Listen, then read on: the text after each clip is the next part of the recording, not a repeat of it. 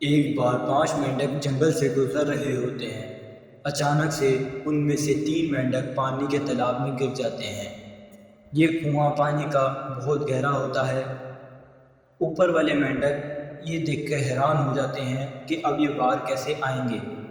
یہ تینوں بھی اندر سے دیکھتے ہیں کہ اب ہم باہر نہیں آ سکتے۔ یہ بہت کوشش کرتے ہیں پر نہیں آ پاتے۔ اوپر والے مینڈک بولتے ہیں کہ اب تم اس کنویں سے کبھی باہر نہیں آ سکتے۔ ایک مینڈک کوشش کرتا ہے اوپر آنے کی مگر وہ نہیں آ پاتا۔ وہ مینڈک پھر سائڈ پہ بیٹھ جاتا ہے۔ پھر دوسرا مینڈک کوشش کرتا ہے اوپر آنے کی مگر وہ بھی نہیں آ پاتا۔ لیکن تیسرا مینڈک ہمت کرتا ہے اور اوپر آ جاتا ہے۔ باقی دونوں مینڈک نیچے ہی رہ جاتے ہیں۔